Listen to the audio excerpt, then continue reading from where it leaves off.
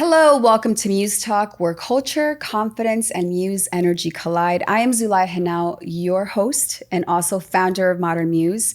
I hope that you are following, signed up for our newsletter. We have some very exciting things coming up, events and new merch and just a bunch of fun things that you could be a part of if you sign up. So thank you for being here. I am very excited to introduce to you our next guest. She is a personal friend of mine that I've reconnected with most recently, but I've known since when? 2018? 2018. Wow. Her name is Jolene Rodriguez. She is the CEO of Broken English Productions. She's a producer. She is also just founded her own nonprofit called Friends of Julie. So we're going to get into it. She's hot, Puerto Rican. Mexican. Wait, I thought you were Puerto Rican. Mexican. Bitch. Go back. She's hot. She's Mexican. Our last guest was Mexican. Here we are. Hi, Jolene. Hey, how you doing? I'm great. Why did I think you were Puerto Rican this whole time? I don't know. I think because everyone in Hollywood is like predominantly Puerto Rican. That's not true. Oh, maybe at your level, in executive levels, you mean? Yeah, I mean just like a lot of talent as well. Yeah. Like Lisa and Jane, all the girls that I'm around.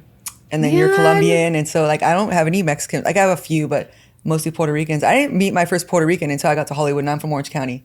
Like I didn't even know what a Puerto Rican was until I got here. Colombian? Your fellow Colombians? I didn't even know any. I only knew Mexicans I came from Westminster. I'm from Westminster, so a lot of Vietnamese.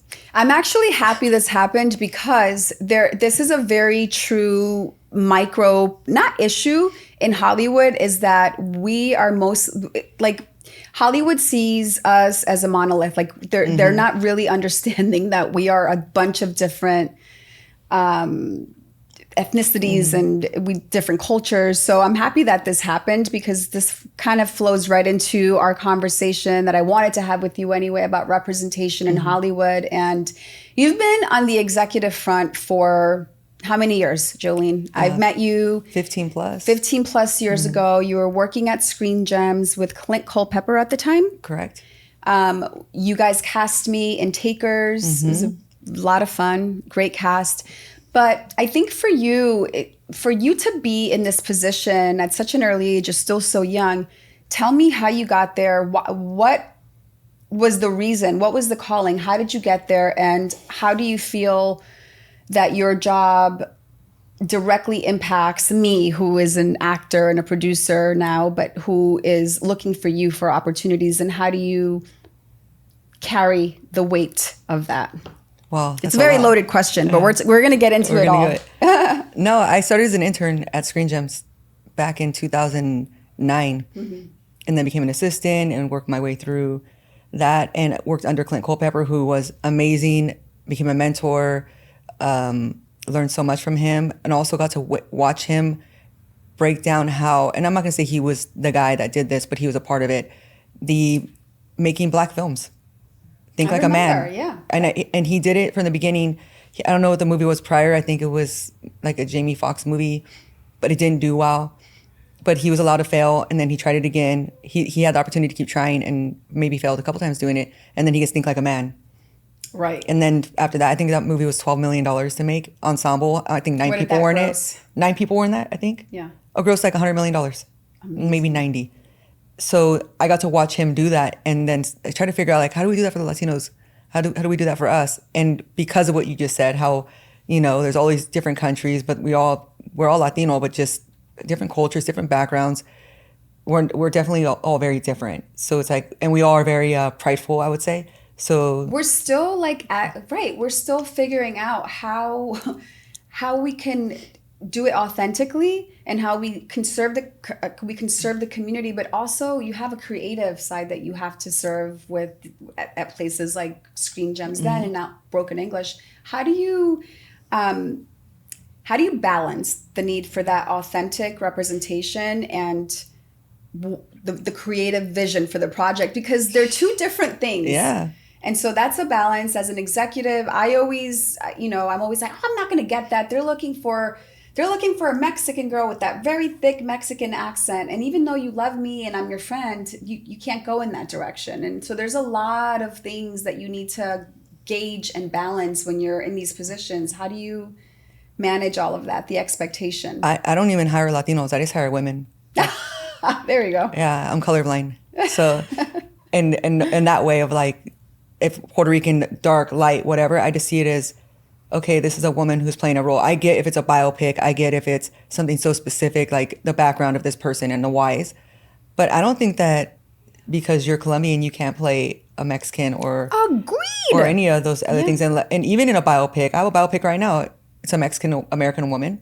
I'm gonna put Jaina in it.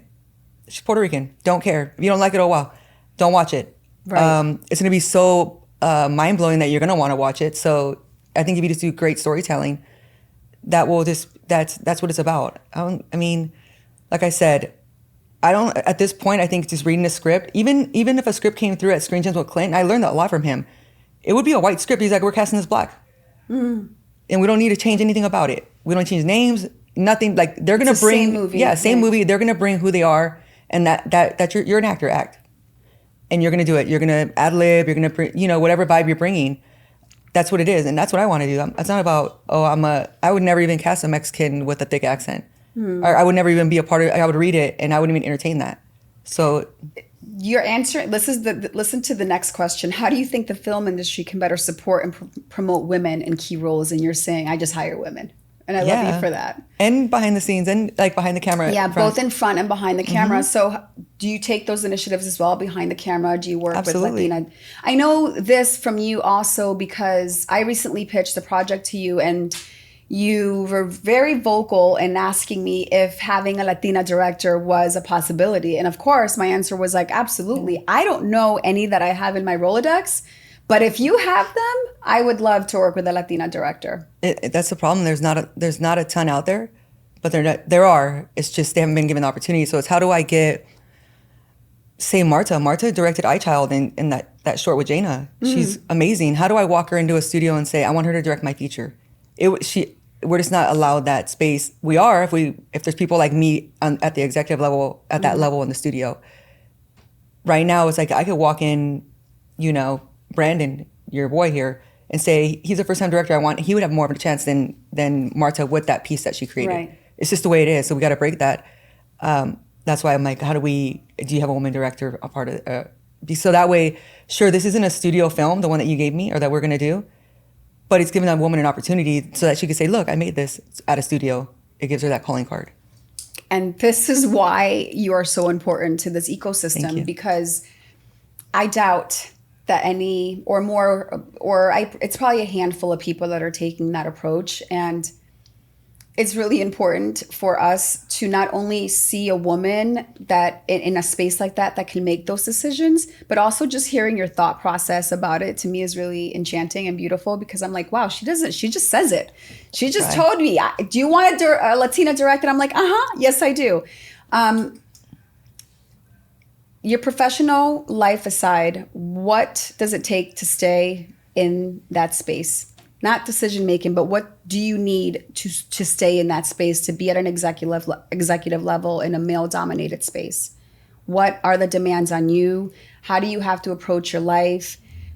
Discipline, whatever it is, what got you there? There's not too many of you. I know a few other that work in casting, Latina women, Carla Hool. I can't name too many female Latina executives in Hollywood. It's funny you say this. So this event this past Saturday you went to, I wanted the studio panel to have a Latina senior level decision-making executive, woman, Latina, right? Like, how do I find that? Zero. Yeah. There's a woman in TV, but I wanted a feature film one at a studio. So I had to not default because Lynette is amazing, but I was like, okay, she's the head of Angela Bassett's company. She's a Latina.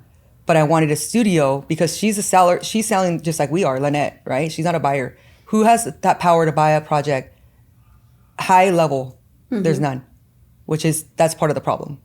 There's no, and also like men, there's not any Latino men at a high level either. There are more, they're in positions mid-level, but even then, like they're struggling. Zero women though. And that's part of the problem of everything that we're talking about right now. How did you find your way, Jolene? How did you get there, and how are you staying there? Because it's a very small percentage of people that are in that space. And I mean, obviously you, like I just said, you're very direct in your disposition. You're very direct in how you deliver, and I love that about you. Does that have?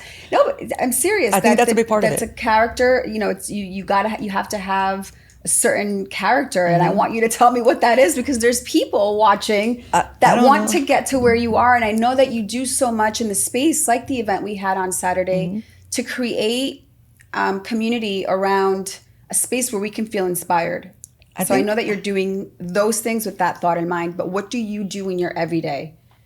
I think I'm very intentional about how I move and who I'm talking to, and even the way that list was curated and who was going to be in that room, whether it was a guest or the moderator or the panelist, because I want everyone to get the most out of it. And I think everything I do, that's the way I move.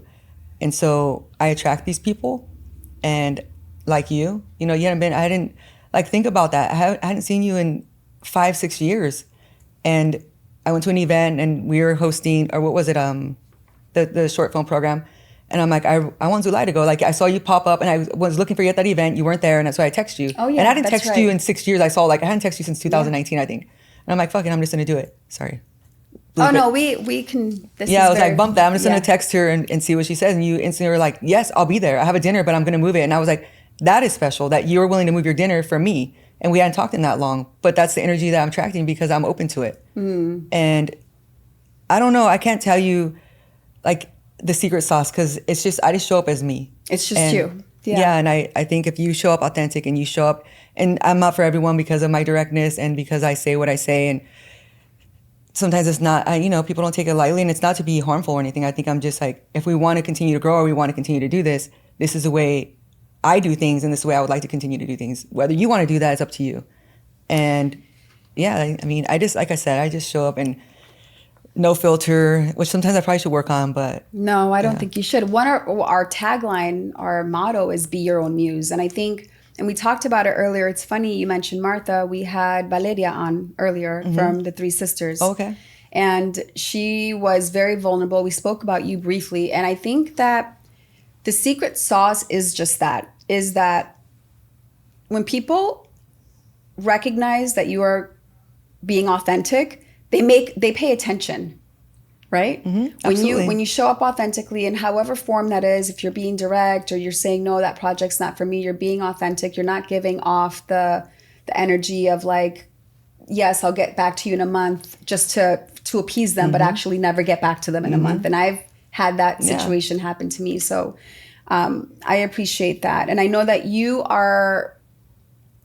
know this, but I want to voice this for you are a part of systemic change in action in this industry. And I want you to know that I view you as a beacon of light in that area, because since we've reconnected, you've done nothing but create even opportunities for me, read my script. You've invited me to things that also expand me in a way. So you are a part of shaping a new way in Hollywood, and I appreciate you for that. So I want to move away from your producing stuff, leave you with that, because I want to talk about. Well, you deserve it. That's, I think, part of it. Like, I don't do that for everyone. Aww. Like, we have a list that the invite goes to in the text, like, or whatever I do, and not everyone. And it's no offense to them. It's just, like I said, I want certain people in the room who are going to be authentic as well and are bringing the good energy. And like you just said, like, when someone's playing with you, when you're like, oh, I'll get back to you, and they're not going to get back to you. Yeah, you feel it. Yeah. And that's not what I want to be around. And you have that energy, and I know you're a good person. And that's what I want to continue to grow that. And my circle's small, so like, it's like my cousins right here. I know, it's a family affair. We have the whole family up in here, and I love it. I want to pivot a little bit to talk about Friends of Julie, which is your nonprofit that you are actively launching. She's also invited me to be a part of that launch, and I'm grateful because you're putting together a beautiful launch. Powerful women. You're getting all these powerful women in the room. Tell us about Friends of Julie, how and why it was born, and how we can all support you in that journey. Friends of Julie was created. I was sitting in my kitchen with my cousin, and I think she kind of pulled it out of me. I didn't want it. It's to honor my twin sister who passed away when I was 26. She had leukemia, and it was a short situation. Like, she got it and she passed not too long after. And because it hit so quickly, no one knew, like, we were unaware what leukemia was because no one in my family had it. So we didn't realize what it was and how serious it was. And so she ended up passing. And because I think it happened so quickly, I never really had time to process it. I was an intern at Sony at the time. I had my son, who was 1 when she got diagnosed, and had, turned 2 not too long, or she passed and he turned 2. Or no, I'm sorry, he turned 2 and then she passed. But my life was, and I had my daughter who was 5 at the time, or 6. But my life it was so busy that I didn't have time to process that and mourn her in the right way. And so slowly I was dealing with avoiding it, I guess, and not dealing with it. And eventually, as you get older, you start to deal with those things, those feelings, you have to, or you're never going to be okay. And all this that I've done over the years she was a catalyst in it. Like, I owe her to say her name out loud. And I couldn't say her name out loud. Like, it was hard. Time, yeah. And so I wouldn't even say I had a twin sister for a long time.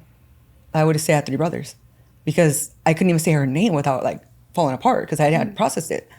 So we're in my kitchen, and my cousin, we were just talking about, honestly, I don't even know exactly how it came about, but she was like, did the paperwork and she did everything, and she pretty much, without her, it wouldn't have happened. It was an idea that she probably came up with and I just ran with. And so we created Friends of Julie, and it was the arts part and giving back to the kids was definitely like me and what I wanted to be. But yeah, that's how it happened. And it's just, now I'm in a place where I could say her name all the time, like Friends of Julie. I'm telling everyone Friends of Julie, where I'm not going to fall apart because I'm dealing with it. I've dealt with it. I'm going to continue to deal with it for the rest of my life. It's just what it is. She's my twin. They say grief is something that never goes away. It just kind of changes over time, and you're able to, like you said, manage it in different ways. I never met your sister, but I can tell by how emotional you got. I have a sister who's my best friend. We're not twins, but we are very close. And I'm sorry that you went through that loss, but I think it is absolutely beautiful to create a legacy through her life that is, one, the mission to create in the arts, to give back to kids. Tell me more about the mission of Friends of Julie and how you plan to expand that to our youth. Yeah, we've been meeting with different schools, met with my high school. We're going to start there, I think, because alumni give back, and they'll be more welcoming, because dealing with schools is a little difficult. You got to jump through a lot of hoops. So we started there. So we're going to do storytelling first, because right now we're raising money, which is why we're doing lots of free events like Saturday, where we didn't get to talk about it too much, but people are looking at it and people are sending me DMs like, wow, this is amazing. And that was the point. Like, yes, bring community together, but also we're doing these really cool things for kids. So it's going to be storytelling. We're going to teach them how to make a film. And really, it's for them to be vulnerable enough to tell their story. Because right now, these kids that we're going to be working with, they don't want to talk about it. It's like little me. Like, I didn't have the best upbringing, and my family didn't. So how would you make me vulnerable while bring someone like you in the room, like myself, where I can tell you I went through all those things as well, probably worse, and not to compare. So create a safe place for them to tell their story, give them that place of, we're the same. Just do your thing. You mentioned your son was very young when she passed. How was she with your son for that 1 or 2 years? And did she love kids? Yeah. Yeah, she was. Tell me more. We're twins. We obviously grew up in the same house. We lived together when she passed away, because we both were married, but I was like, we just, adore each other, our poor husbands. But no, she wanted to be a stay-at-home mom. I feel like she was in mortgage, but like, she would be happiest when she was at home with her son. She had a son, or she has a son, Alfonso, and she like baked cupcakes and did all these like very, motherly, maternal things. And me, I'm like always wanted to like figure out how to like change the world. Yeah, I've always been like super ambitious in that way. And she would be right behind me, like cheering me on, like, yeah, you should try that. Like, I want to open a restaurant. Like, I had no business to open a restaurant. And she's like, yeah, you should open that restaurant. Like, she never. Did you at some point? I wanted to years ago. Okay. But like, I may do that in the future. Yeah. But she would always just like, yeah, you can do whatever you want. Like, I needed her to tell me these things. I didn't really have my cousins, I'm the oldest cousin. So it's not like they didn't believe that I could do that. They were little and they didn't. Now they're obviously very supportive. But yeah, she was like super motherly. So yeah, she was super close. She was nurturing, very and nurturing, motherly, and her maternal instinct was high, super high. And she was extremely close to my son and my daughter. So She Mateo was, and Jillian, yeah.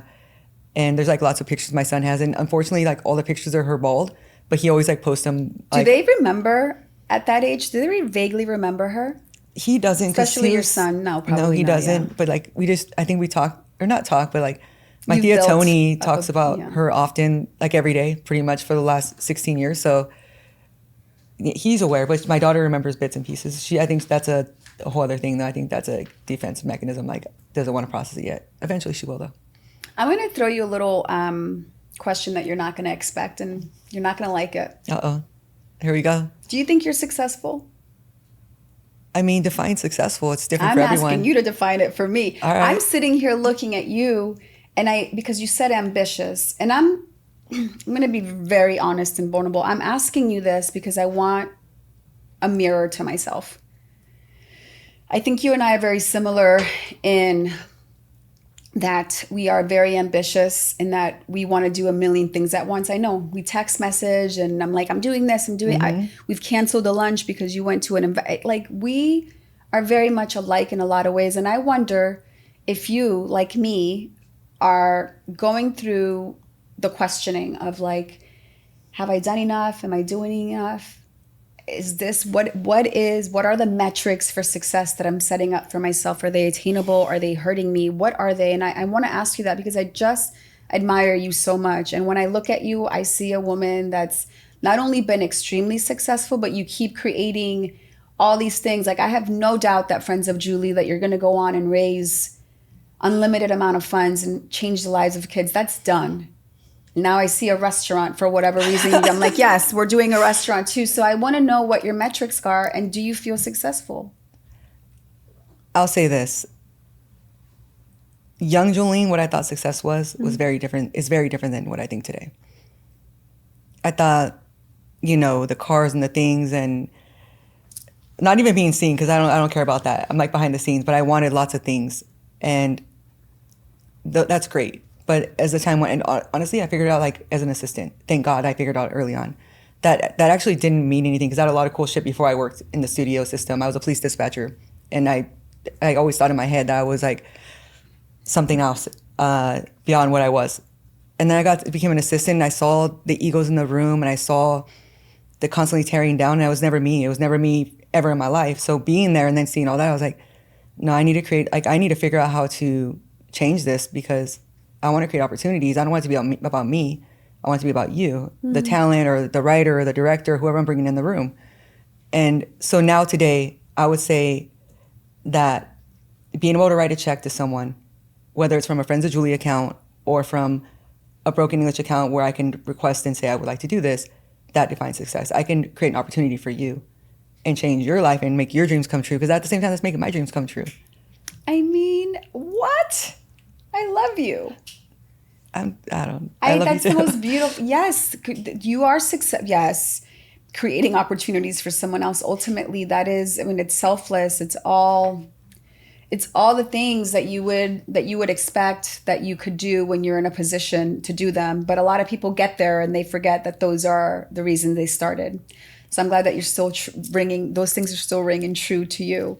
Okay, so we're gonna have some fun, a little fun. All right. How are you feeling so far? I feel great. I feel super, honestly, like, this isn't my thing, but you're making me feel comfortable. Your energy's good. This looks like her thing.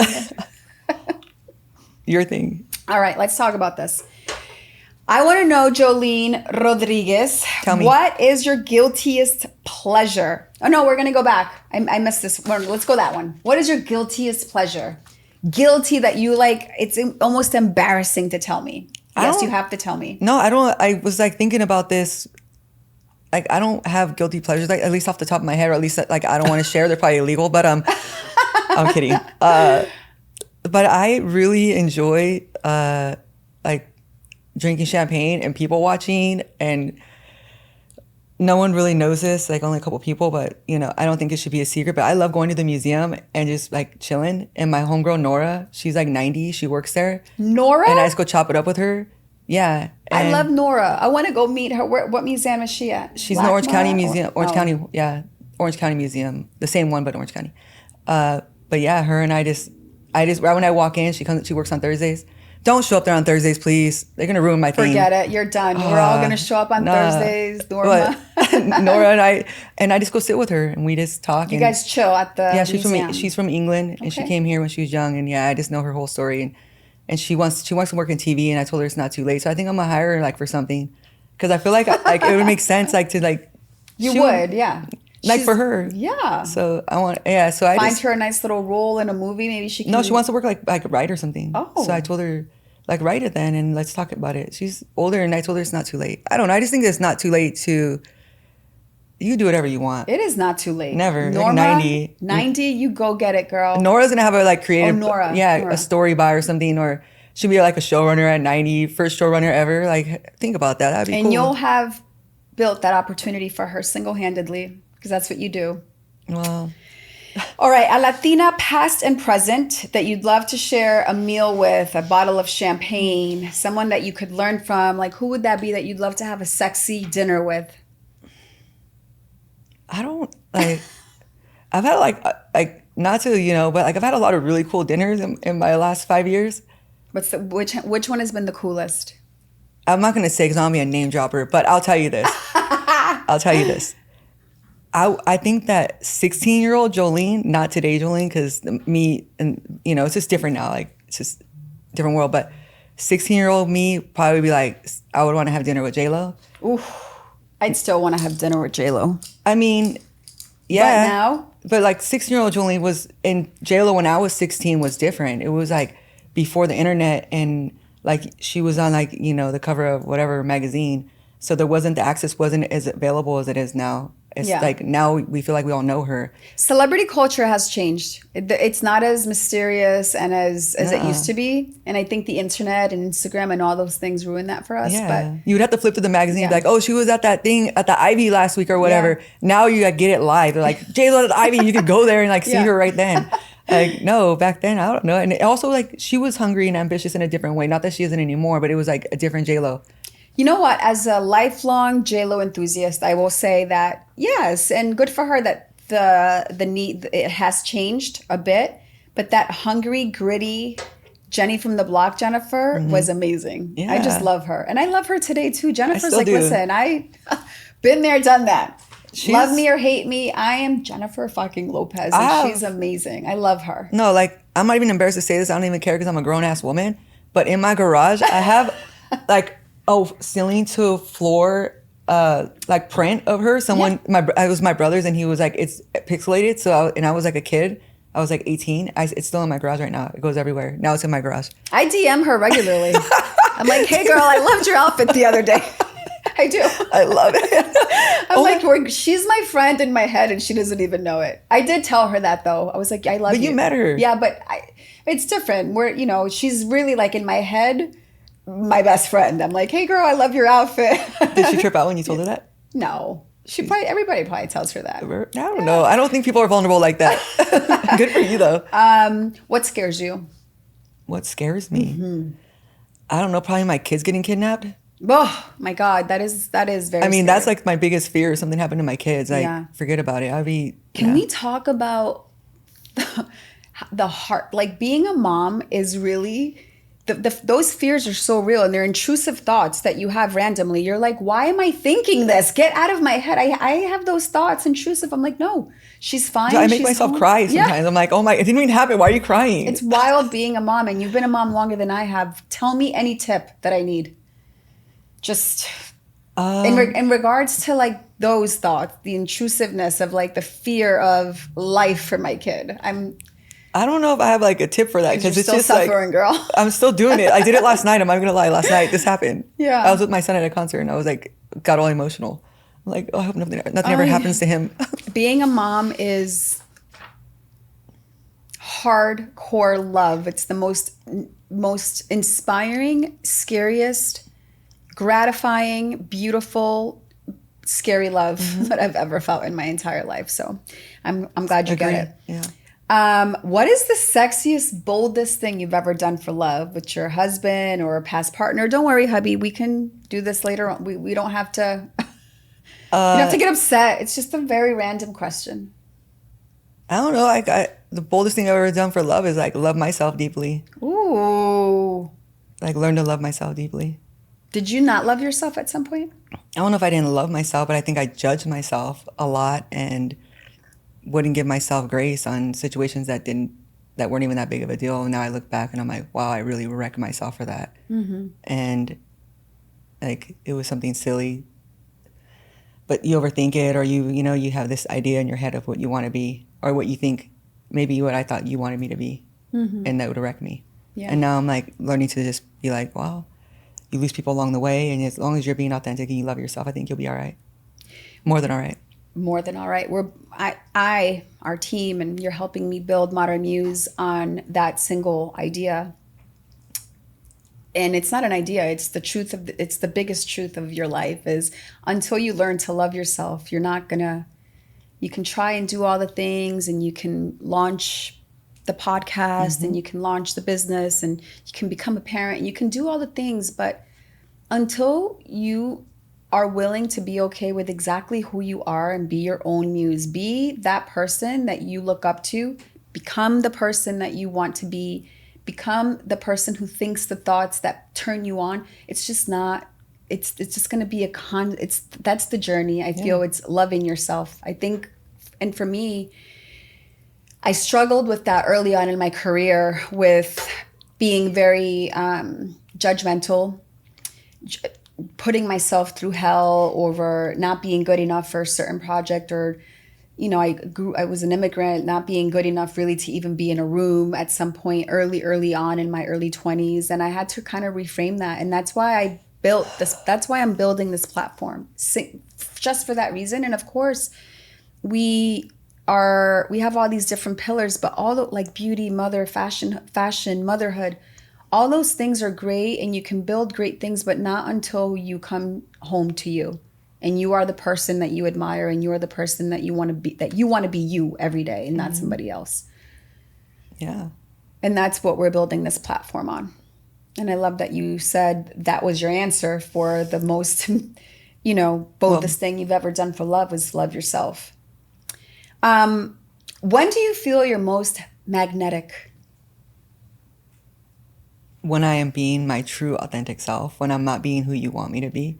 Because I've done that, and not only it feels like I feel like a weirdo. You're like, oh. Mm-hmm. And I can't. No one ever comes near me.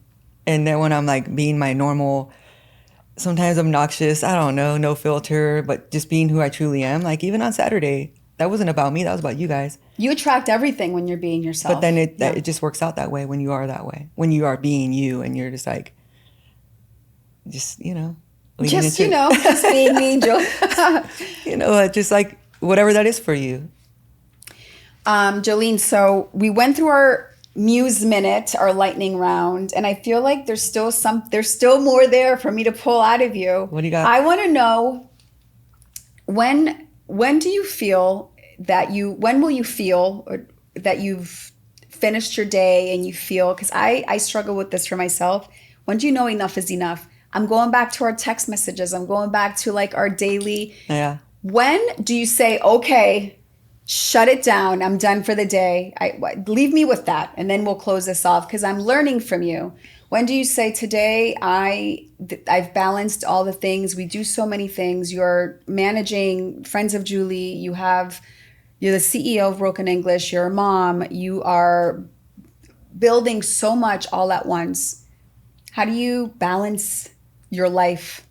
And do you ever say to yourself, okay, today I'm done. I'm done for today. And when does that happen? It doesn't happen for me. I'm struggling with that right now. No, it doesn't. Even throughout the day, though, like today, I showed up a bit late because one, I live in Orange County. It's far, like a bit of a drive. But I took a Zoom at 11 a.m. when I knew I shouldn't have. But I already had canceled on them last week for another reason. But in your head, you think you can do it. Yeah, and I'm like, and so then I'm trying to find something. I couldn't find it. I'm running around the house. I'm like, it's hot. And so on the way here, I was like, I should have just rescheduled it. It went twice, but they would have lived with it because they're pitching to me and I need to just be able to be respectful of your time. And last night I'm at a concert with my son and I'm texting you, hey, so what's the plan for, like, what do we got for tomorrow? I was asking you something instead of being present with my son. And it was just like, I knew I needed the information for today. I wanted to be prepared. And then at 3 a.m, I'm checking my emails, not checking, no, but like I go to use the restroom and then I saw my email and then I'm like responding at 3 a.m. because the person lives in Germany. And I'm like, no, so I need to create boundaries for myself and leave my phone in the kitchen. Oh, you do that? No, I need to. I'm telling myself today. From now on, as of today, we're leaving the phone in the kitchen? That's a tough one for me. Well, if my kids are home, then I should be able to. If they're not home, then the phone should stay with me. But also, like, I have so many cousins and so many. You have no idea how many people like have texted me or called me in the middle of the night with some crazy like, I need you, and I have to answer. It's my family, but I don't know. I'm trying to learn to say no. I'm trying to learn to like really create boundaries within all aspects of my life. I think I'm getting better. But I don't know, when you're in a position like this and then you want to continue to grow, or not grow, but like continue evolve to and bring all these things to life that you want to bring to life. It's hard to I had a terrible mom moment yesterday. I don't want to talk about it today, but I'm not vulnerable enough today. But terrible mom moments happen to me all the time because I'm doing that and then it's my time with my daughter, so I get that. So we'll figure it out. They're going to be terrible mom moments for the rest of your life. Okay. Until my daughter's 23 and I have terrible mom moments. I had one on the way here. Okay. Like I need to apologize when I get home. Good. Go make it right. Okay. So we close out every episode with, now that you know what Muze is all about, what Modern Muze is all about, what's the most Muze-worthy thing you've ever done? Like the biggest risk you've ever taken, Muze-worthy risk that you've ever taken. Did it pay off? And what was it? I mean, I don't know if it's like the biggest, because I've done a lot of really ridiculous risk-taking things in my life, but I think embellishing on my resume is like for my internship for Sony. Ooh. And I got the internship, because if I wouldn't have done that, I don't know if I would be here. Tell me just one little embellishment, with just like a little, you have to give us everything, but like worked at No, that I went to Chapman University when I was really at Golden West Community College. I love you for that. Well, there you go. You can embellish, and you know what? And I'm sure you got the internship and did an amazing job. I got the internship, and then they paid for me to go to university. I got my degree anyways. See, it works. Yeah. All right, Jolene, thank you so much for being here today. I'm in deep admiration of you always, and I hope that we can continue to grow and evolve together. I'm looking forward to our Friends of Julie event / Modern Muze launch event. Mm-hmm. And I learned from you so much. And I should tell you this more often, but I'm telling you on camera today, and I'm going to continue learning from you. And I'm just so blessed to be in your life. So thank you for your time today. Thank you for sharing everything about your sister, some details I didn't know. So thank you for that. I know that was really hard. And I love you and I admire you. Thank you. You got the exclusive. And I admire you. And I also like call you when I'm struggling, when I was struggling with that thing. And I was like, I don't know how to handle this. And you're like, Jolene. And you just told me how it was. And did it go well? It went amazing. But if I wouldn't have called you, I probably would have crumbled a little bit. I would have started spiraling. So I appreciate you. I'm glad that I was able to be there with my little gem. I don't have a lot of gems, but when I have them, they're good. But you're a very gentle person, the way you handle yourself and the way you speak and the way you're lovely. Oh, Thank you, Jolene. Mm-hmm. Thank you for being on the show. I am always in deep admiration of you, and I'm so happy that you were able to be here today, give us your time, and share so many personal, juicy stuff about your life, especially about your sister. So thank you for sharing that. How can we support you, follow you on Instagram? Is there a website? Give it to us. Yeah, friendsofjulie.org is a website. And then at Friends of Julie on Instagram, TikTok, I believe. Someone else runs it, but I'm sure it's at Friends of Julie, all things. And then Jolene_Rodriguez_. All right, this has been an episode of MuzeTalk. Thank you so much for being here. Remember to follow our Instagram page at modernmuse.com and sign up for our newsletter. We need you. We have a bunch of fun events and new merch coming your way. Thank you.